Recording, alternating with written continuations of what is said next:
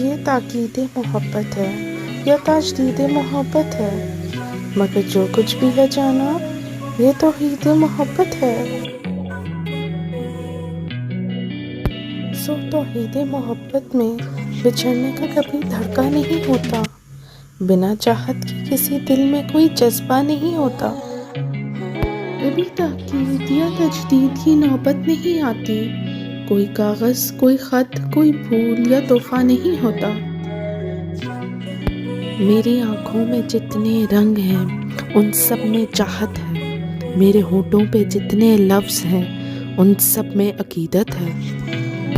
تمہیں معلوم ہے چاہت تو ایک ایسی حقیقت ہے جسے لفظوں، خطوں، پھولوں یا تحفوں کی ضرورت نہیں ہوتی۔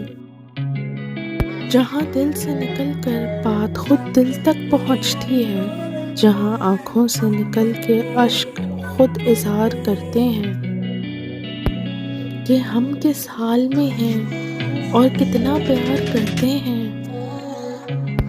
تو اے جانے تمنا، دیکھو میری آنکھیں، دھڑکتا دل اور ان سب میں جو جذبے ہیں میری چاہت کا تحفہ ہیں۔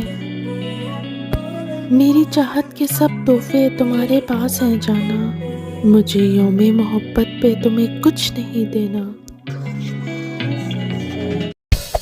اس ویڈیو کو لائک کرنا نہ بھولیں۔ ایسی اور ویڈیوز کے لیے ہمارا چینل سبسکرائب کریں اور بیل آئیکن پر جا کر آل پر کلک کریں۔